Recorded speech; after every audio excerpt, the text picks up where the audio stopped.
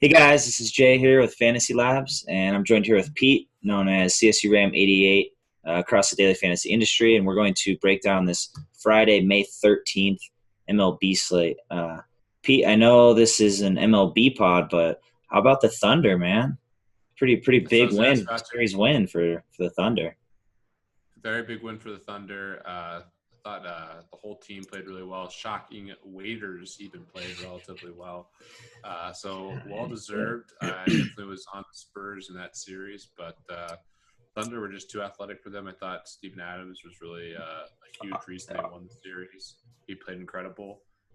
Cantor played really well off the bench. Even with Ibaka basically disappearing, they got Mhm. great production across the roster. So huge for Westbrook and KD, and we're going to Yeah. have probably the most entertaining series I could think of with Oklahoma City and the Oh, Warriors. I can't wait. So yeah, I actually just booked a flight today for Bay Area Game 5 of the Western Conference Finals. So pretty excited Thunder for hoping that for one. no sweep. I don't think there'll be a sweep. If not, I'm just I gonna don't eat a think lot of that. tacos and burritos for 5 days or whatever. But Yeah, I don't think yeah, that'll it's be a it's gonna sweep. be good. Thunder showed up. They were a big mismatch. It turned out with the way they used their players against Spurs. And honestly, I gotta say, pretty disappointed with Popovich's coaching. Was I think he was out coached that series, which is incredible. Yeah, that seldom happens. He does have limited options. Just looking at their roster, they can Does only play a certain way, so it was tough for him to make adjustments. I mean, today he yeah. tried everything. Put your boy Boban in there. Yeah, no, I It mean, was there's only so much you can do, but I thought he coached poorly even last year too in the playoffs in that Clippers series too. But he's still the goat. But more importantly for NBA, just one last sentence: Scott Skiles, man, gone. So NBA DFS got a whole lot more fun with those Magic guys, kind of probably most likely being unleashed a bit this year. Finally, oh Skiles yeah. is out of our lives, so that's gonna be pretty awesome. Skiles being on is great, and It's definitely a great huge. time to be a basketball fan. So much fun stuff going on. Oh yeah. Oh, Yep. We're just getting into the dog days of MLB though, and we still got these slates. We still got there's a lot of money to be made. There's a lot of advice to be given. So let's talk some shop with MLB and keep it moving. So we'll kind of start this pod off with the same format we've been using this whole season. So we'll start with a little bit of the Vegas lines and kind of what we're looking at initially. That we're recording this the night before, so we have information for tomorrow, but it's likely to change throughout the day. Lineups different coming in, and implied totals moving and whatnot. So right off the bat, I mean, I think the first thing you look at kind of on any slate is, are the Rockies playing at Coors Field? And yeah, they are. They're back on this main slate. So we have the Mets at the top of the teams for implied runs at 5.5. Currently, we have the Rockies obviously up there at 5.1. The Rangers, Blue Jays also at 5.1. So we have some teams.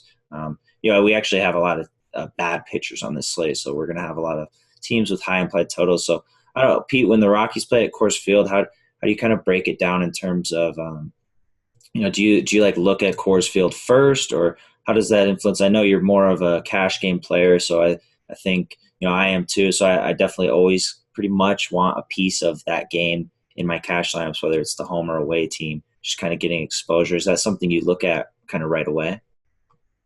absolutely. I'm a huge proponent of playing the Rockies, the course field guys in cash games. Tomorrow it's a little disappointing. It's not, yeah, obviously a lot of great pitchers with the Mets, so it's going to be tough Yeah, to pinpoint the Rockies this whole series. but But, the Mets, uh, but the Mets should be in a great spot the whole yeah, time. I am somewhat bullish on Gray. I think he's our most talented pitcher, and he's pitched well recently. But we'll see. We'll see what happens tomorrow. Definitely the highest team totals right now. The Mets are number one. I believe the Rockies are right there at number two, or just slightly behind. I think they are number two right now, slightly ahead of the I Red think Sox so. based on Yeah.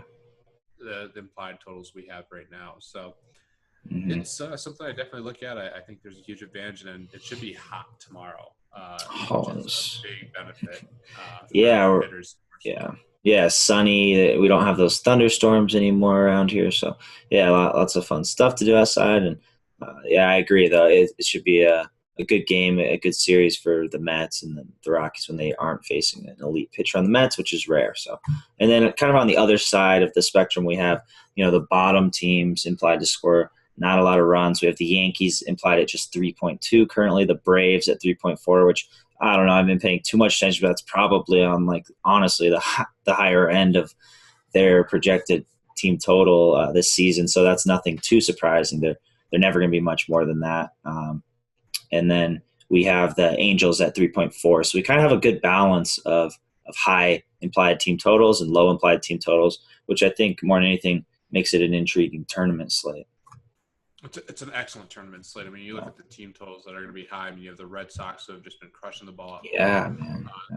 They have a high team total. You have the Blue Jays in Texas with Dickey on the mound and a lefty for the Rangers. So a lot of upside there. I think that Milwaukee will have a pretty high team total again tomorrow, even though they disappointed tonight. I think they're in a pretty good spot versus Friedrich.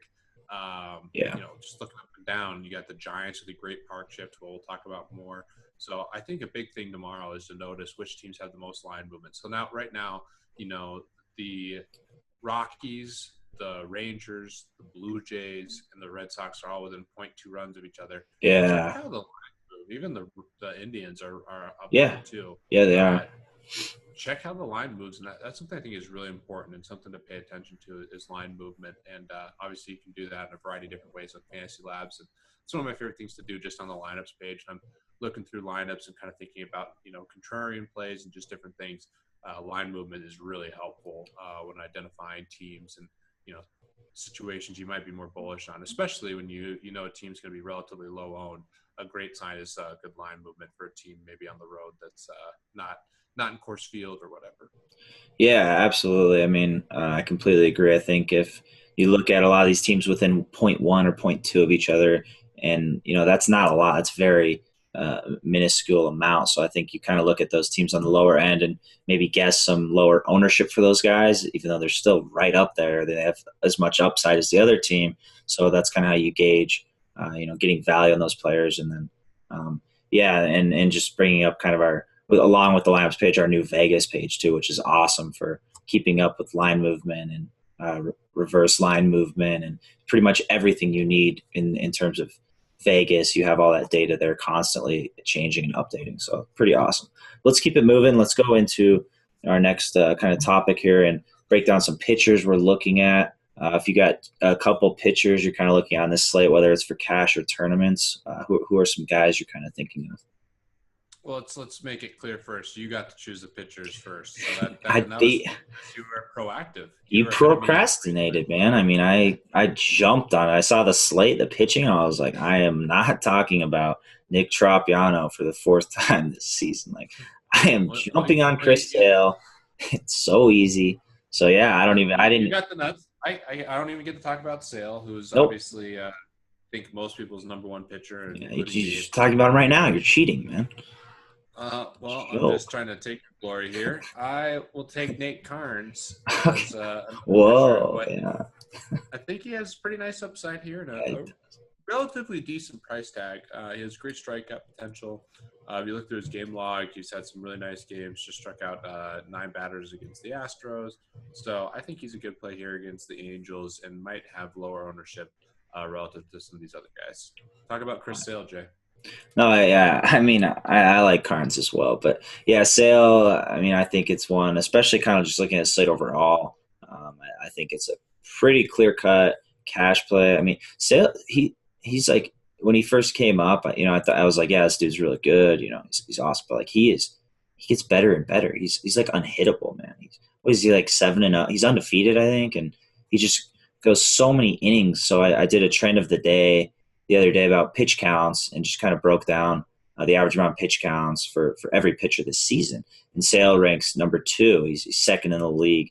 He averages 108.1 pitches per game. Behind Kershaw, who's just the absolute. No, it was behind the Red Sox pitcher, Stephen Wright. I believe the knuckleballer. Yeah, it's just been going like can throw unlimited pitches, man. It's absurd. But yeah, Kershaw's up. He's on the mound tonight. We got some.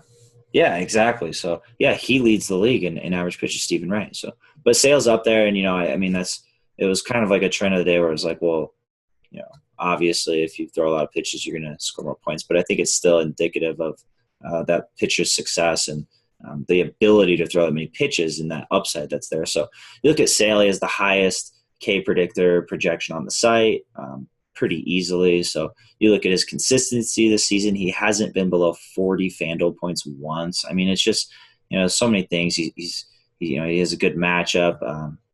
The Yankees are 23rd in the league in WOBA against left-handed pitchers.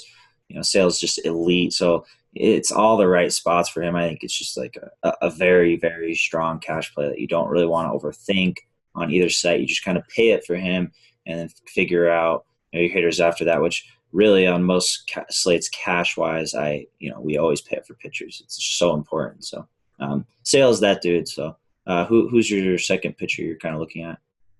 This one makes me a little nervous. Is recommending Gio. Oh man, I could easily see Stan hitting 3 home runs off Gio. Yeah, he's I'll get into him more, but he scares me for sure. But you look at how much of a favorite Gio is, the low team total for the Marlins. Definitely think there's some merit to pitching him at home. I think he's a really, really interesting play. It's tough. Pitching's tough tomorrow. And I mean, it's like it's Sale, and then there's just meh. Yeah. The other guy I'm going to throw out there is Junior Guerra. Yeah. Okay. Yeah. I'm not saying he's a great play, but we'll see what it looks like tomorrow. It's interesting. San Diego, best matchup, and he is dirt cheap on DraftKings. So if you want to fit all the Coors Field bats in, exactly. I mean, he's 6.7K on FanDuel. DraftKings, he's 4.7, I believe. Wow. 4.7K. So if you want to load up on bats, there's plenty of bats to load up on. Yeah. He's a way to unlock that. You could pitch him in Sale and still get all the great bats.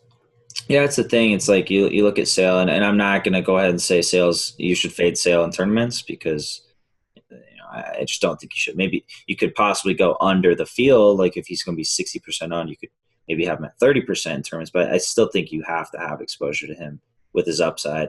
But I get the kind of fading him for his percentage owned, and you get a contrarian play, and that also allows you to stack up your offense. So it's a very unique lineup it creates. I just wouldn't like 100% fade Sale. So a guy I'm looking at, and it's to probably afford Rockies bats or Mets bats, kind of some of these high-owned teams, expensive hitters.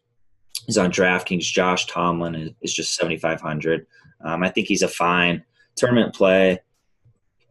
Not even like in place of Sale, but maybe as your second pitcher, just a complimentary piece, or him and your boy as well. Something like that to kind of just stack up on your hitters like big time. So he has a relatively high K predictor rate on this slate, top 5. So it's promising. Twins have a very high strikeout rate against right-handed pitchers. They have a very low WOBA against right-handed pitchers, and I mean, they have a worse record than the Braves. I mean, this team is really, really bad. So the Braves are one of the worst teams of all time. So I think that says a lot. I think Tomlin will carry very low ownership, which I kind of like targeting on this big slate where you're going to have a lot of chalk with Sale, of course, to be expected, of course. So I think there are quite a bit of options in tournaments if you go the fade Sale route. There's not many guys that stand out too much. So I think a little bit of exposure to Tomlin is fine on this one. And speaking of kind of fading Sale, if you want to go that route or whatever, who's a pitcher you're looking at on this slate to fade? Other than all the awful pitchers, of course. Yeah. I'm fading Jeff Samardzija, who's been very good recently, but Shark gets a terrible park shift going into Arizona. I'm concerned about a variety of things with him. I mean, it wouldn't shock me if he had a decent game, but I think this is definitely not the spot you want to pitch him. And I think a lot of people might look at him just because he's been so good. And he's could be a nice strikeouts, but I'm definitely fading him tomorrow. What about you? Yeah, I like that call. Yeah, I'm actually going to fade Edinson Volquez. He's the second lowest K predictor rate on the slate, which is just really bad. He's facing the Braves, which just mentioned it is like the worst team in the history of baseball, but they actually don't strike out as much against righties, especially as they do against lefties. I kind of like targeting that Braves offense in terms of upside with lefties over righties. Obviously, you have a relatively high floor most times targeting the Braves because of their inability to score runs, but Volquez already has just a low K rate this season, so it's not smart to play him just because he faces a garbage team. You kind of got to look at that strikeout upside, and strikeout consistency. So it's just not there. I don't see any need to kind of go Volquez in this spot. So he's my fade. Let's transition into the other side and talk about some hitters. So who are two hitters you're looking at on the slate, kind of regardless of price or site? I mean, obviously, you can look to Coors Field, but I'm going to go a little different direction. I think a guy who's in a really nice spot, and our team that I like a lot too, and I'll talk a little bit more about them, is the Giants. So I like Brandon Belt. I like Span a lot too. Shelby, you can run on. So I think Giants lefties in particular are really nice plays. And then I'm going to go a little bit different in the Coors game. I think the Mets will be much more heavily owned than the Rockies. So I think you get some nice tournament value with guys like Cargo and Blackman. So two hitters I definitely like. I think he could easily hit home runs tomorrow that I'm very bullish on, but are expensive are Brandon Belt and Cargo. Yeah, I agree totally with you there. And now give us your picks are the chalkiest of chalk. Dude, I ran to the chalk. I beat you to it. It's all in the game. It's just how it is. So Yeah, yeah, you got the picks. I got the nuts, dude. Yeah, the batter I'm looking at, and it definitely in cash as well as tournaments. I think, especially kind of pivoting away from the course field game, is Josh Donaldson. I mean, we don't need to go too much into it. He's facing a lefty. I don't want to talk about him every single time he faces a lefty, but it's a good spot. So I think he needs to be kind of mentioned at least as a strong play. He's a 448 Woba, a 354 ISO against lefties, and while that might not carry as much weight if he's facing like Chris Sale or something, Kershaw or a really good lefty, but like he's not. He's facing Martin Perez, so I think you look at the Woba and the ISO, and it carries more weight, and instead of him just facing an above average lefty, he's facing not a great lefty. So I think Blue Jays, looking at them, they're implied to score 5.1 runs, which we talked about. So I definitely want exposure to them. I'm looking at Donaldson in cash, and I think he's still a very strong tournament play as kind of a Blue Jays stack versus Perez. And then another guy I'm looking at, I think is pretty chalky, is Michael Conforto. Pretty chalky. I don't know. Yeah, he should be. Yeah, he should be incredibly high on. But I he's bet he'll be the highest guy tomorrow. ooh, I might change my bullet call today just based on that. I'll think about it though. But yeah, he's gotten some time off. They faced some lefties lately often, and Conforto just doesn't know how. I don't think he's ever hit a lefty in his life. So he's gotten some time off, which is nice. He's back facing a righty and playing at Coors Field, a 389 Woba, 271 ISO against righties, which is great. A lot better than he is against lefties. So you look at the Mets, we talked about their implied team total 5.5 runs, which is by far the highest. It's almost a half run higher than the second highest team. So you think you need exposure to them in cash games for sure. I think you want tournament exposure, but you don't need to go too crazy because they will likely carry the highest ownership in terms of stacks. So for cash, I think you just kind of need to simplify things and play the optimal plays. Tournaments, I think the optimal plays aren't necessarily the best plays in terms of ownership and contrarian and kind of game theory, thinking outside the box a little bit to get an advantage on your opponents who likely look at these same optimal plays that you're looking at. So more of a cash play for me, but a strong one. So let's keep it moving and let's go into, if you can find any, some cheap hitters, and you did DK. So who are two value hitters that you're looking at on DraftKings for tomorrow? Well, I think first you got to look at the platoon players. I think it's very likely that we'll see guys. Gillespie could potentially play, who I think is interesting. Hernan Perez for the Brewers. We'll see if he's in there. And that's really what you're looking for on a day like this. If you want to get Sale on some of these big bats, you want those platoon, basically min-price players. One guy who I think is a little too cheap over there on FanDuel actually is Panic for the Giants. He's a little bit more expensive on DraftKings, but I still think he's a viable option. So I like the Giants a lot. They're they're not my stack of the day, but I think they're right there. I think they're a really sneaky play overall. Great park chip for them. Yeah, definitely. They are a great stack, even if they're not either of our stacks of the day, but definitely want some exposure to them as well. And yeah, I totally agree. Kind of looking at value hitters, it's tough. You kind of go through the night before and you're like, well, no one's that cheap. I mean, they're priced decently for the most part. FanDuel, you obviously have some guys who are a bit cheaper, but you kind of look, it's not necessarily the same as the NBA where you're value hunting based on a starter being out. You can pick up on his backup or whatnot, but we still have this in MLB. You have platoon players. You have guys who start 1 out of 4 games or whatever who remain really cheap because they're per their average on the season isn't great because they might pinch hit a few times. The sites don't price it in as much, and then when they do play, they're obviously playing in a platoon advantage, so they're a great play and they carry a cheap price. So these are definitely things to look at. We kind of highlight these types of guys a lot. And the guy I'm looking at in this situation is Carlos Ruiz. I am, as of now, expecting him to draw the start over Cameron Rupp. He has a 401 WOBA, 278 ISO against left-handed pitching. Gets to face Brandon Finnegan, so not a bad matchup at all. And Finnegan actually has the highest home run rate per 9 innings out of any starter on this slate. So I like Philly's exposure. I like the upside that Carlos Ruiz has at a cheap price. Looking at him, I think he'll have very low ownership, upside in this matchup, affordable price, kind of allowing you to spend up on pitching or getting a lot of exposure to some of these other bats and kind of keeping it with the Phillies in that they're facing a lefty and you got these platoon guys. I'm looking at Darren Ruff.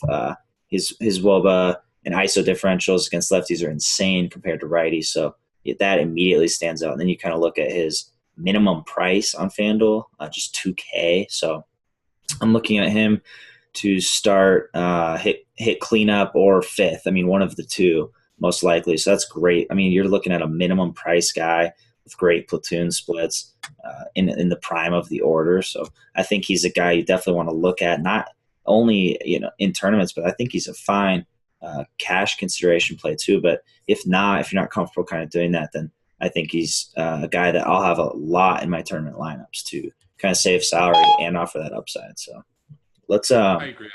I like the Phillies quite a bit. I think that's a really nice call, and definitely the matchup going against someone who gives up a lot of home runs is perfect. Got it. There's a lot of upside as well. So, dude, Siri just always finds her way on these pods, man. I don't know what her deal is. She just wants that. She wants the exposure. She wants action to Ruff badly, I think. She likes the Phillies. That's a great sign. Dude, she was all over it. So yeah, and that's I don't think it's neither of our stacks today either. So the Giants, the Phillies are two we like a lot, and that's not even our stack of the day. So like we said in the beginning, it's a great tournament slate. I think you want a lot of exposure to these teams, and we haven't even really brought up too much of the Mets and Rockies, which are obvious stacks. So we got a few sneaky stacks definitely. And speaking of, let's that is the next little segment we got here. So who is your stack of the day outside of the Giants and Phillies, which you just brought up? I definitely like the Giants a lot, but a little more bounce back, maybe something to capitalize on from recency bias standpoint is the Brewers. We don't have a team total yet, but I think it'll be relatively high. They did terrible tonight when a lot of people were on them, and I think no one will really be on them relatively with all these other great spots. So I think the Brewers are a really good stack, and we just talked about the Phillies. That's another really sneaky stack as well. So two stacks I like a lot. What about you? Yeah, I mean, the more I'm thinking about the Phillies, I really like that call. But I was thinking the Indians. Just kind of looking at the slate, I think they're one of those teams that's, that there's still a lot of value despite them having a high projected run total. I think they might kind of slip through the cracks a little. We have teams that might bump up 0.1, 0.2, even higher. We talked about in the beginning in the Vegas segment that you can find a lot of value on a team that's barely projected less than a couple other teams, but people are just going to simply look at the implied totals and go off those top teams. So, they might write off Cleveland. They might just not fit them, and they'll pick three stacks, and it'll be the top three and miss out on Cleveland. So I think these guys will offer, upside and have low ownership. So we do, have a lot of high run totals on this slate. There are a lot of bad pitchers, poor pitchers. So hopefully that kind of drives ownership down for the Indians hitters, and they are facing Ricky Nolasco, who I think is a nice pitcher to target with, his inconsistency, kind of the upside of the opposing teams. He definitely has games where he just implodes completely. So I'm looking at the Indians as a sneaky stack, but like we said, the Giants and Phillies are right up there as well. So I like all these teams we just mentioned. Let's go on to the stat of the day. What do you got that kind of stood out to you on the slate? So I've been looking at exit velocity stuff a lot, and their recent exit velocity versus their long term. And I think there's some edge to be had there. And one guy who really stands out as the second highest exit velocity of any player at 97 on average over the last 15 days is David Wright. I think a lot of people will gravitate towards the lefties in the Mets lineups, and I don't think David Wright should be overlooked. I like it. That's a good call. Smart. Yeah, my stat of the day is, I mean, it's not to be brought him up earlier. You said he might hit 3 home runs, which I wouldn't be too surprised. But Giancarlo Stanton has an 895 slugging percentage against left-hand pitchers over the last 12 months, which is by far the highest slugging percentage on the slate for hitters. So to kind of put it in context, Bryce Harper has a 654 slugging percentage against righties, which is his platoon advantage. So that's insane. So Stan's probably, all things considered, my favorite tournament play. I want a lot of exposure to him. I think he has immense upside. I think a lot of people are going to be looking at the Mets, the high implied team total teams, and stack them and fill in the gaps. But I think Stanton should be kind of that guy. You pick a lot of stacks. You have your core of guys. I think Stanton should be in that additional core along with your stack. So kind of a guy who like fills in your stacks basically on a lot of teams. So basically, if Stanton goes off and you have like 10 stacks of teams, then you just need one or two of those teams to go off, and if you pair him with Stanton, so I think the upside's great. He's my favorite tournament play on the slate, so I'll have lots of exposure to him. And then And that hits one real quick thing, and I know we'll move to our bold call, but I think that's one of my favorite things in general in tournaments right now is finding that elite player who has yeah. elite splits, but is not in a quote unquote good spot or doesn't have a good team total, and that's Mhm. Stanton tomorrow. So love that call, Jay. Yeah, and even elaborating further, yeah, I mean, it happens so many times. We have like Mike Trout, or we have a lot of these really good baseball players who people write off because the team isn't implied to score a lot of runs. But it's kind of absurd. They're still, just because they lose the game doesn't mean the best hitter on that team is going to have a bad game. So they might be in great individual matchups, but as a team, people write them off. So yeah, I'm with you. I think it's one of the best strategies in tournaments is kind of loading up on these types of players, really, really good players, and combining them with stacks. So let's go ahead and close this pod out. And Pete, what do you got for your bold call of the day? Kind of making my boldest call yet, and I probably will have some Met Oh. stacks, and this is a bit homerish, but on DraftKings I'm going to have a John Gray Rocky stack team. No Mets, ultimate leverage God. play. John Gray has probably the most talent of any of the Rockies pitchers. Had a couple good games, has some strikeout potential. He's got strikeout potential, man. He does. I'm gonna roll it once. It may be lighting money on fire in a big way, but Okay. Yeah, I gotta say you came correct. You said it was bold, and that's bold, you man. can call me a donkey because it is a pretty donkey I'm call. not. No, no, no, no, no, no, no way. The listeners know out there; they know. Yeah, it's only taking a pitcher against the team applied The to score highest team. five and a half runs. It's fine, but It's a biased, bold call. There's correlation, and to be fair, there is a lot of leverage with it because everyone's going to be on the Mets. And if John Gray, no one will have John Gray, and I don't think the Rockies will be that heavily owned. So even if he doesn't pitch amazing, he's so cheap. You get all the rest of the Rockies. You can put guys like Stanton on that team, still get Chris Sale, and just think it's possible that it could be a GPP winner. I'm not calling you the D word, man. I think it's great. I think it's fine. I think he does have strikeout potential. And, You think it's great? That's a big lie. well, it's not likely, but that's not what you're looking for in tournaments. You're not looking for the chalk in tournaments. So you got to get contrarian, and that's definitely one way to get contrarian. So I like it. My pulled call is horrible, man. We were talking before, and I was like, yeah, I just got to get this pulled call out of the way, and then we're good to go. We're starting this. It's midnight right now, which is probably like kind of early for mine and Pete's usual pod. Some of our NBA ones were pretty late back in the day. So, but mine is that my both is so horrible. Is that we have some rain tomorrow. We have a few games where you got my boat calls more donkeyish, but we got teams that could possibly be affected by rain, like big time, like 75% chance of rain throughout the game. So my bold call is that one of these teams in these games with a high chance of rain is going to be a stack that takes down tournaments. And the reason kind of behind this. Smart. No, go ahead. I like it. It's actually smart. There's a huge amount of value to go out to the guys in games that people just write off because of weather. And for tournaments, especially low buy-in or or ones that are very top heavy, I think it makes a ton of sense because you just get such reduced ownership. Mm-hmm. If the game plays, you're in a good spot, and if it doesn't play, I mean that's tournaments. I mean, there's no difference between being You average get and being shelled, way. or yeah. There's no difference than stacking the Rockies at home and having them score one run than that they got postponed because of rain. It's the same thing. You're losing you're losing all your money. So yeah, I like. We've talked about this pod a few times. I like Bales is talked about a lot in the past in various forms of kind of targeting teams with chances of rain because, like you said, the ownership is just driven down so much, and it's hard to postpone games. It's not as common as people think. Sure, the delays are likely, but that affects the pitcher. It honestly benefits the hitters because it pulls the starter early. So I'm hoping for like an hour and a half delay in some of these games that pulls the starter early, and teams are forced to go to their bullpen in circumstances that they're not used to. So they have to blow that through their bullpen. They're middle relief pitchers who